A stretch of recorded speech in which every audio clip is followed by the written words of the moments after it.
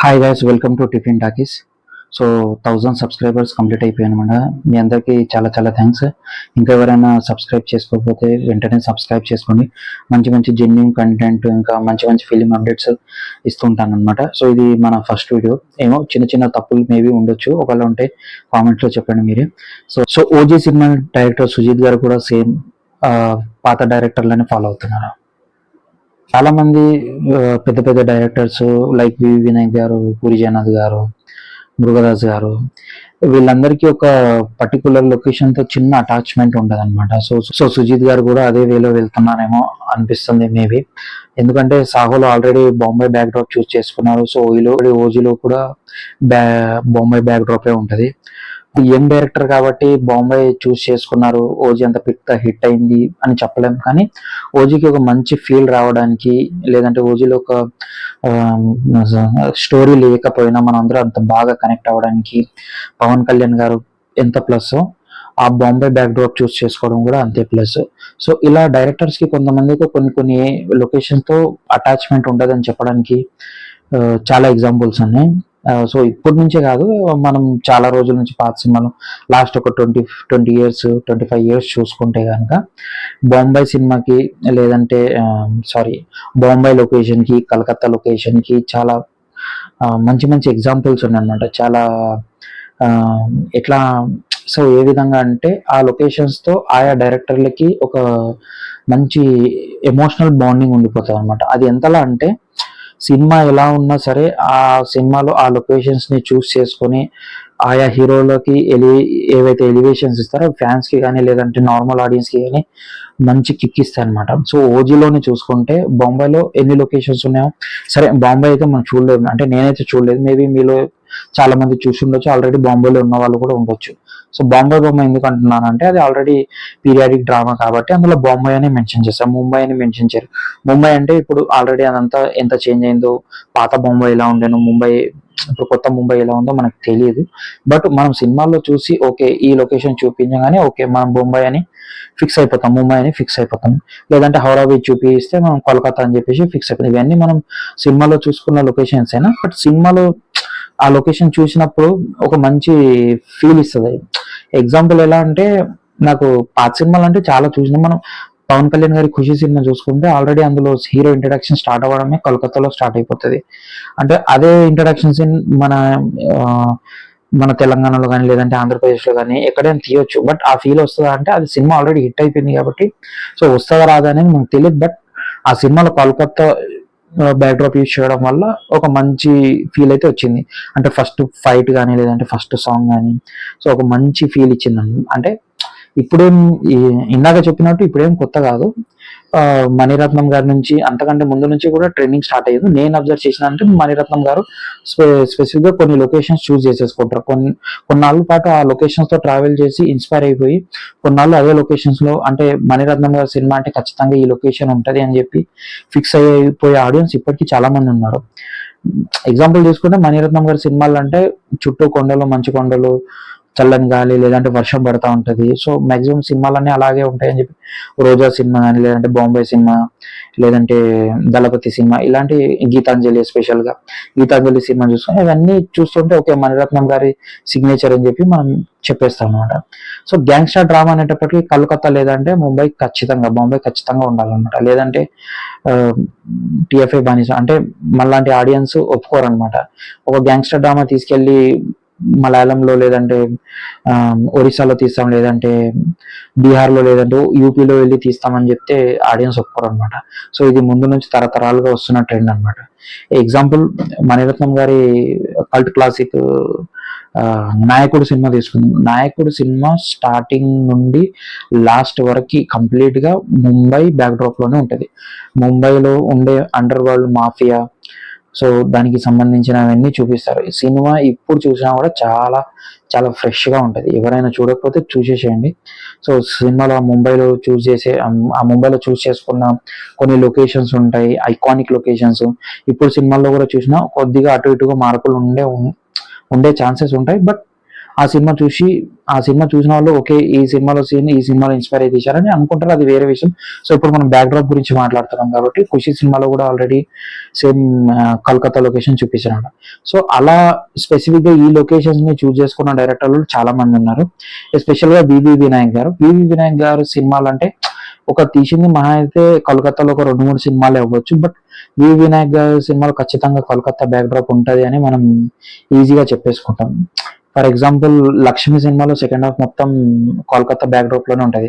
ఒక మంచి emotional flash back ఉన్నా కూడా ఆ కోల్కతాలో పెట్టడం వల్ల ఒక మంచి స్పెషల్ ఫీల్ వచ్చిందని అయితే చెప్పొచ్చు. ఎందుకంటే హీరో ఎలివేషన్స్ కి ఆ లొకేషన్ చాలా ప్లస్ అయింది, ఎమోషనల్ కి చాలా ప్లస్ అయింది. హీరోయిజం అంటే ఒక మంచి ఫస్ట్ హాఫ్ లో కొన్ని సస్పెన్స్ పాయింట్స్ ఉంటాయి అనమాట. విలన్ హీరోకి ఛాలెంజ్ చేసే కొన్ని సీన్స్, లేదంటే హంటింగ్ చేసే కొన్ని సీన్స్ ఏవైతే ఉంటాయో ఆడియన్స్ అందరికి చాలా ఎంగేజింగ్ అనిపిస్తాయి. రీజన్ ఆ సినిమా అక్కడ కోల్కతాలో విలన్ ఉండడం వల్ల, హీరో ఇక్కడ హైదరాబాద్ లో ఉండడం వల్ల ఒక మంచి ఎంగేజింగ్ అనిపిస్తుంది. ఆ సినిమా లక్ష్మి సినిమా ఎప్పుడు చూసినా కూడా కోల్కతా బ్యాక్ డ్రాప్ అనేది ఆ సినిమాకి చాలా ప్లస్ అయింది. ఇంకా నెక్స్ట్ అదూర్ సినిమా అయితే సెకండ్ హాఫ్ మొత్తం కంప్లీట్ గా అక్కడే ఉంటది. ఎంత కామెడీ సినిమా ఉన్నా, ఎంత ఎమోషనల్ గా ఉన్నా కూడా ఆ కలకత్తా అనేది బాగా ఆ సినిమాకి ప్లస్ అయిందని చెప్పొచ్చు.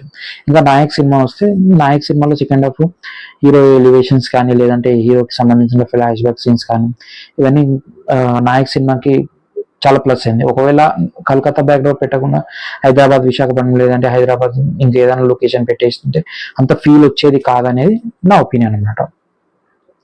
సో వినాయక్ గారు ఒక్కరే కాదు, ఈవెన్ పూరి జగన్నాథ్ గారు కొన్నాళ్ళు బ్యాంకాక్ లో ఒక సీన్ ఉండాలి, లేదంటే బ్యాంకాక్ లో కొంచెం ఫ్లాష్ బ్యాక్ ఎపిసోడ్ ఉండాలని చెప్పి చాలా సినిమాలు తీశారు. లైక్ గోలీమార్ కానీ, లేదంటే కొన్ని సినిమాలు ఉన్నాయి. అంటే సడన్ గా మనకి పేర్లు గుర్తు రాకపోవచ్చు, దేవుడు చేసిన మనుషులు సినిమా అని కొన్ని ఉన్నాయి. లేదంటే పర్టికులర్ గా బీచ్ లో ఒక రొమాంటిక్ సాంగ్ తీయడం పూరి గారి సిగ్నేచర్ అనమాట. మనం ఆయన ఫస్ట్ సినిమా నుంచి చూసుకుంటూ వస్తే ఖచ్చితంగా బీచ్ లో ఒక సాంగ్ ఉండిపోతుంది. సో శౌర్యం సినిమా డైరెక్టర్ శివ గారు ఉన్నారు కదా, శౌర్యం, వేదాళం, పెద్దన్న, ఇలా చాలా సినిమాలు కలకత్తా బ్యాక్ డ్రాప్ లోనే ఉంటాయి అన్నమాట. అవి శౌర్యం ఎంత పెద్ద హిట్టో మీకు అందరికి తెలుసు. ఇప్పుడు పెద్దన్న రిజల్ట్ ఎలా ఉన్నా ఆ సినిమాలో కలకత్తా బ్యాక్ డ్రాప్ లో ఉండడం వల్ల కొంతవరకు మంచి ఫీల్ ఇచ్చింది. ఇంకా వేదాళం తమిళంలో చాలా పెద్ద హిట్, అక్కడ కూడా కలకత్తాలో ఉంటది. ఫస్ట్ హాఫ్ సెకండ్ హాఫ్ మొత్తం ఆల్మోస్ట్ అక్కడే ఉంటది, ఫ్లాష్ బ్యాక్ సీన్ తో సహా. సో వేదాళంకి కూడా చాలా ప్లస్ అయింది. ఇంకా మృగదాస్ గారు కూడా బొంబాయిని అయితే వదలలేదు. ఎందుకంటే ఆల్రెడీ తుపాకీ సినిమా బొంబాయిలోనే స్టార్ట్ చేశారు, బొంబాయిలోనే ఫినిష్ చేశారు. తుపాకీ మనందరికి ఎంత స్పెషలో మీ అందరికీ తెలుసు. సో తుపాకీ సినిమాకి స్టోరీ ఎంత ప్లస్ అయిందో ఆ ముంబై బ్యాక్ డ్రాప్ కూడా అంతే ప్లస్ అయింది. సో ఆ తర్వాత మృగదాస్ గారి బొంబాయి బ్యాక్ డ్రాప్ లో రజనీకాంత్ గారితో ఒక సినిమా వచ్చింది, దర్బార్ సినిమా. రిజల్ట్ ఎలా ఉన్నా కూడా అది కూడా కొంతవరకు మంచి ఫీల్ ఇచ్చిందనే చెప్పొచ్చు. సో ఇప్పుడు సుజిత్ గారి టాపిక్ ఎందుకంటే, రన్ అంటే కొన్ని బడ్జెట్ లిమిట్స్, స్కేల్ చిన్నగా ఉండడం, ఏదో షెడ్యూల్ తక్కువ ఉండడం, ఏదో రీజన్స్ వల్ల ఇక్కడ జరిగిపోయింది. అని సాహో సినిమాకి ఆయన కూడా ముంబై బ్యాక్ డ్రాప్ చూస్ చేసుకున్నారు. సినిమాకి అది కూడా ముంబై బ్యాక్ డ్రాప్ చాలా ప్లస్ అయింది. ఇంకా ఓజీ విషయానికి వస్తే, ఓజీకి పవన్ కళ్యాణ్ గారు ఎంత ప్లస్, ముంబై బ్యాక్ డ్రాప్ కూడా ముంబైలో కొన్ని సీన్స్, లేదంటే ఎలివేషన్ సీన్స్ కి ఆ సినిమాకి బొంబాయి అనేది చాలా ప్లస్ అయింది అనమాట. సో నెక్స్ట్ వచ్చే సినిమాలో కూడా సుజిత్ గారు ఈ బొంబాయిని వదలరా అంటే డిపెండ్స్ అపాన్ స్క్రిప్ట్, అంటే సినిమా స్క్రిప్ట్ ఏం చెప్తుందో. ఆల్రెడీ ఆయన చెప్పారు, రామ్ చరణ్ గారితో సినిమా ప్లాన్ చేశాను అవుట్ ఆఫ్ కంట్రీలో అని చెప్పేసి చెప్పారు. అది ఏదో రీజన్స్ వల్ల డిలే అయిపోయింది, సో పోస్ట్ పోన్ అయింది, ఏదో రీజన్స్. సో సుజిత్ గారు ఇప్పుడు నాని గారితో ఒక సినిమా వస్తుంది. సో అది కూడా ముంబై బ్యాక్ డ్రాప్ లో ఉంటుందా అంటే అది అప్పటివరకు చిన్న సస్పెన్స్ అనమాట. సో ఇంకా చెప్పాలంటే బొంబాయిని, కలకత్తాని మన తెలుగు డైరెక్టర్లే కాదు, ఈవెన్ తమిళ డైరెక్టర్స్ లో చాలా మంది వదలలేదు. మంచి మంచి గ్యాంగ్స్టర్ డ్రామాస్ కానీ ఇవన్నీ చేశారు. అంతదాకా ఎందుకు, మనందరికీ ఫేవరెట్ అయిన ఆర్జీవి గారు కూడా ముందు స్టార్ట్ చేసింది ఆయన్ని. సో ఆయన గురించి చెప్పడం లేటే అవుతుంది, బట్ సత్య సినిమా నాకు ఇప్పటికీ బాగా గుర్తు, ఎన్నిసార్లు చూసాను తెలియదు. అది కూడా ముంబై అండర్ వరల్డ్ క్రైమ్ డ్రామానే. సో ఎవరైనా సత్య సినిమా చూడకపోతే కూడా ఇమీడియట్ గా చూసేసేయండి. అంటే 2090s బ్యాచ్ అందరికీ సత్య సినిమా ఆల్మోస్ట్ ఫేవరెట్ ఉంటుంది. ఇప్పుడు ఈ లేటెస్ట్ ట్రెండ్ 2002 తర్వాత బాన్స్ ఎవరైతే ఉన్నారో సత్య సినిమా చాలా మంది చూసి ఉండకపోవచ్చు, బట్ అది మంచి ఎక్స్పీరియన్స్ చేయొచ్చు సినిమా. అప్పుడప్పుడు రీ రిలీజ్ కూడా అవుతూ ఉంటుంది, చూసేసేయండి. సో ముంబై, కలకత్తా అనేవి రాను రాను తెలుగు సినిమాలకి యంగ్స్టర్ డ్రామాస్ చేయడానికి ఇంకెంత యూజ్ అవుతుందో తెలియదు. సో మేబీ నేను కొన్ని సినిమాలు పేర్లు చెప్పకపోవచ్చు, లేదంటే కొంతమంది స్పెసిఫిక్గా డైరెక్టర్స్కి ఈ లొకేషన్స్ అనేది చాలా ఇంపార్టెంట్ ఉంటుంది, ఈ లొకేషన్లో సినిమా తీయకపోతే వాళ్ళు సెంటిమెంటల్గా ఫీల్ అవుతారని చాలా మందికి ఉంటుంది. కొన్ని ఉన్నాయి, బట్ ఇప్పుడు నేను పర్టికులర్గా చెప్పింది బాంబే ఇంకా కలకత్తా గురించి. బట్ కొంతమంది డైరెక్టర్లకి ఖచ్చితంగా ఫలానా సీన్ ఫలానా ఏరియాలో తీయాలి, లేదంటే ఫలానా లొకేషన్లో తీయాలి, ఫలానా బ్యాక్ డ్రాప్లో తీయాలని ఖచ్చితంగా ఉంటుంది.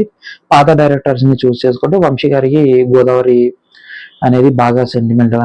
చాలా సినిమాల్లో గోదావరి దగ్గర ఖచ్చితంగా సాంగ్ అనేది ఉంటుంది. గోపిక గోదావరి అయితే కంప్లీట్గా అదే బ్యాక్ డ్రాప్లో సినిమా ఉంటుంది. ఇంకా అవును వాళ్ళిద్దరు ఇష్టపడ్డారు ఒక మంచి సాంగ్ ఉంటుంది, ఆ పాత చెట్టు దగ్గర గోదావరి తీరంలో మంచి పాట ఉంటుంది. సో అలా కొన్ని డైరెక్టర్స్కి కొన్ని ఎమోషనల్గా ఉంటుంది. ఇంకా చెప్తూ పోతా ఉంటే చాలా ఉంటాయి. బట్ మనం చాలా మంది డైరెక్టర్స్ అయితే ముంబై కలకత్తా అయితే ఇప్పట్లో వదిలేలా లేరు. సో నేను కొన్ని సినిమాలు మిస్ అయిపోవచ్చు, లేదంటే కొన్ని డైరెక్టర్ల పేర్లు నేను మిస్ అయ్యే ఛాన్స్ కూడా ఉంటుంది. సో మీరు ఫలానా సినిమా లేదంటే ఫలానా డైరెక్టర్కి ఈ లొకేషన్ అంటే బాగా ఇష్టం భయ్యా, నువ్వు అది మర్చిపోయావు అని మీరు ఏదైనా అనిపిస్తే కనుక కామెంట్స్లో చెప్పండి. సో నెక్స్ట్ వచ్చే కంటెంట్స్ ఇంకా చాలా బాగుంటాయి. ఎవరైనా సబ్స్క్రైబ్ చేసుకోకపోతే ఇప్పుడే ప్లీజ్ డూ సబ్స్క్రైబ్. ఇంకా ఇంకా నెక్స్ట్ వీక్ నుంచి లేదంటే నెక్స్ట్ రాబోయే సినిమా నుంచి మంచి మంచి జెన్యూన్ రివ్యూస్ మాత్రమే ఇస్తాను, ఫేక్ రివ్యూస్ ఇవ్వను. ఖచ్చితంగా సినిమా చూసిన తర్వాత ఒక మంచి ఎక్స్పీరియన్స్ అయితే నేను మీకు ఇస్తాను. So please follow.